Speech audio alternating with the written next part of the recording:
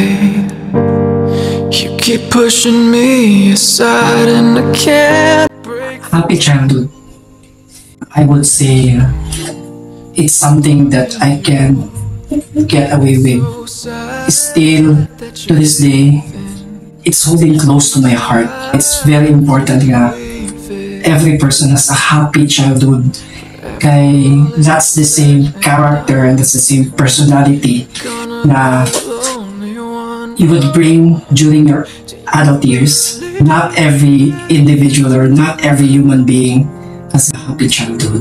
It may not be perfect, but at the end of the day, when I think about it, it's still a happy childhood.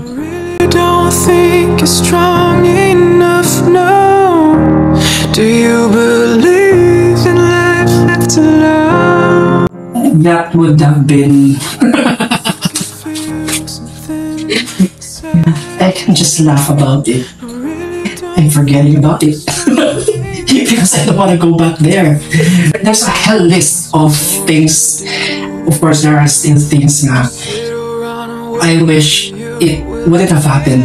Maybe kato sigurong times nga I felt nga my parents were not there. Child as I was, wala kayo na ko siya nasabtan. It's actually ironic. Wala siya, gusto na ko balikan, nga gusto na ko dili balikan. Dili siya balikan kaya because there were untoward things ng mga naitabo. Maybe I'm too good for you. Oh, do you believe in life after love? The hardest thing was I didn't understand exactly. It was hard. It was hard. Innocent as I was, then dili na ako kasabtan, dili ako masabtan ng mga bagay-bagay. But then, how I got over it, as time progressed, human as we are, masabtan na itong mga bagay-bagay gradually. So, nasabtan na ako siya, so ada siya na-get over, hinay-hinay. But, dili sa yun. Na mga events sa life na I felt that my parents were not present, was there supposedly for me to be able to express or say things the way I wanted to share it. Cause I know that I am strong. Oh, I don't need you anymore. Naiulo, I've got my own world. Ever since I'm smart, I easily get things quickly. In such a way na I'm fast learner. That's what mama would always tell me. I'm go-getter. Whenever I want things my way, I really go out of my way to really get it. Whatever it takes. I really don't think you're strong enough now. Do you believe in life after love? As far as I can remember how my memory would, as far as I can recall, when we were still really young, kami doon sa akong kambal, we would prank at our yaya. We would act as kadang Dr. Kunuway. And what we are using was kadang yung matchsticks. And we would inject that to our yaya. Then we would do that to her, and if she refuses nga amo siya injection na itong posporo, we would give her tantrums. We would melt down. So all the yaya has to do is to submit, to be submissive, and allow it. So that was some of the countless pranks we've done, and I would really make stories. I would make stories for me to get things my way. Good enough. Nga ako nga convinced. That's how I was. Leave it. But after all is said and done, you're gonna be the I would say, si Papa, when it comes to coaching, with how am I going to deal with life, I would really consider si akong amahan. Si Papa mo nagkasistaw eh, he does not sugarcoat things. Whatever things that's in his mind, he would express it, he would say it to us. It's up on us, how are we going to take it? He was brilliant when it comes to how you deal with life.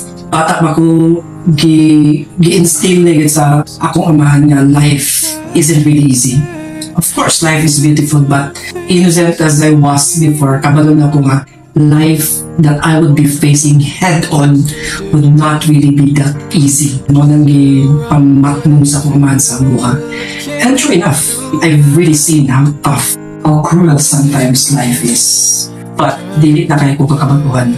Sa bata pa, o maginan akong nakadunggan sa akong mga nga mapaluya-luya ka, kaunon kang buhi, kani nga kinabuhi. So you need to be really tougher. One of the best na itudo sa akong mga sa kuha. Again, life is not easy, life is tough. But so long as you know the workaround, it's still a beautiful life. Life after love, I can feel something inside. I'm just saying the authenticity.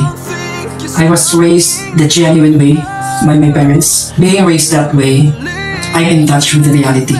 There are things in life that you need to be flexible, but at the end of the day, you need to know who you are, what you are, and know your place. We were not raised in a way that you have to pretend, you really have to fit in just to make yourself feel belong. We were not raised that way. That's something siguro nga the same po nga characteristics sa akong ginikanan nga akong nandala. How am I so different? Siguro because we existed in different time and space, I'm more liberal. Buta, mas igat pa ko.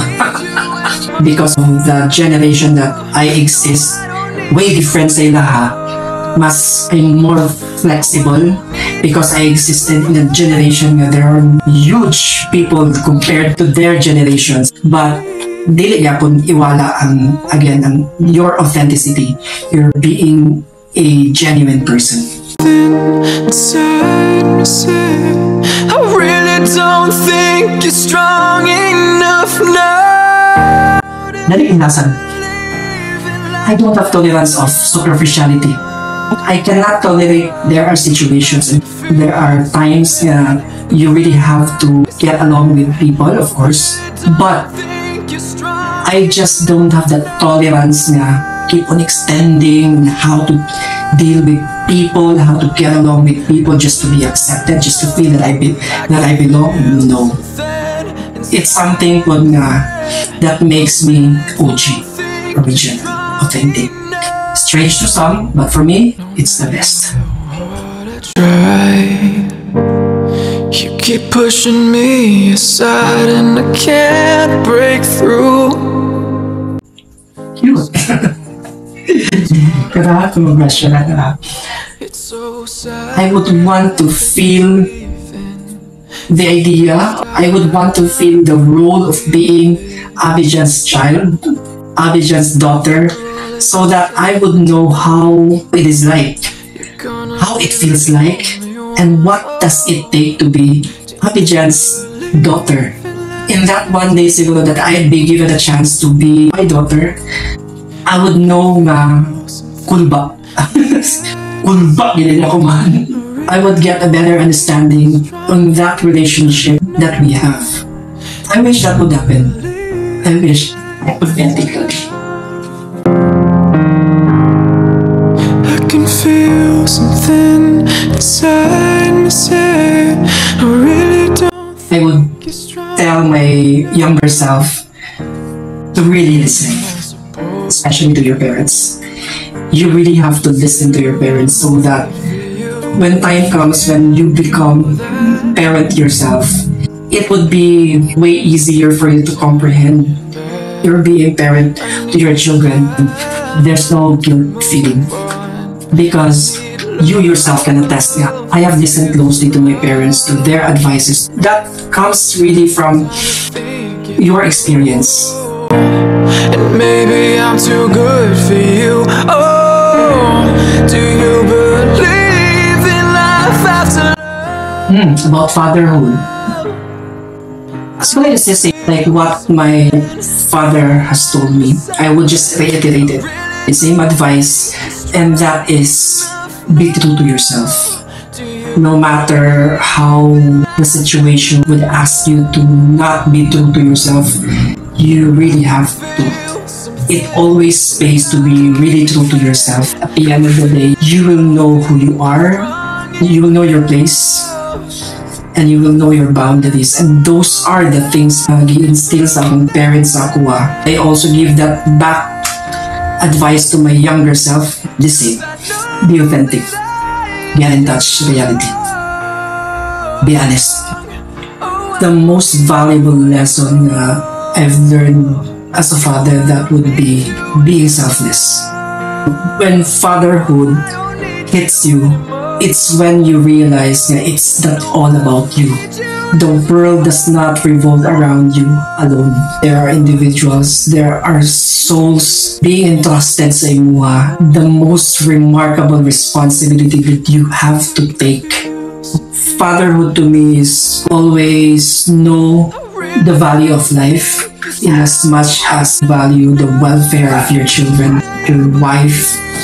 Since I've become a father, it's when I realize I cannot only think about myself. I have to be more extra careful because my story is not only about my story. It's about the family that I build in thoughts, in words, and every action that I make. Whatever would be the effect, it's not only myself who is at stake. There's my wife, there's my family who's going to be affected. That has also shaped me to be more considerate, more sensitive in everything that I do. There's no talking to you. It's so sad.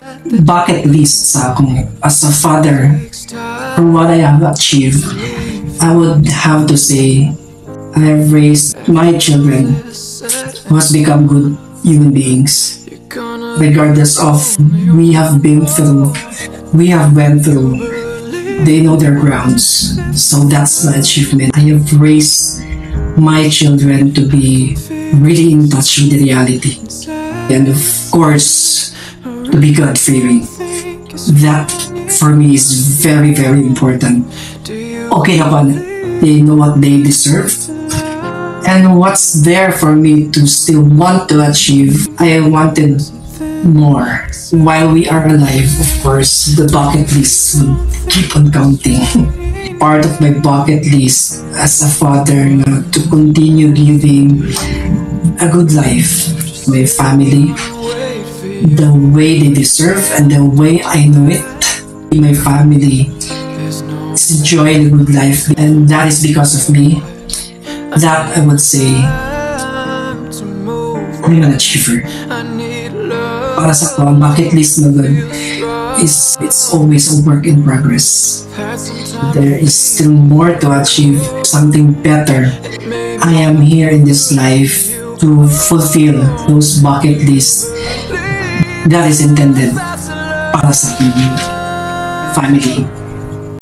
I can feel something inside me say I really don't think you're strong enough. My message, and here's my message to all the motherfuckers in the whole wide universe. Just continue to be at your best for your family. If things gets rough, if the situation gets tough, it's not the end of the world. It doesn't end there. Everything in life that is difficult also shall pass. Masulti pa sa mga millennials ko, laban lang, kalma lang, ay kataranta. Kung iba ang ginabuhi, kung mapaluya-luya ka, think about it. Whenever you feel like giving up, do not get away with that feeling. You are a father. Not every man has been given a chance to become a father. We have to embrace that role, and we have to prove ourselves not to people but to ourselves. Sa tanang amahan, mabuhay. Just like the light of a new day, it hit me from out of the blue, breaking me out of the spell I was in, making all of my wishes come true. Believe it or not, I'm walking on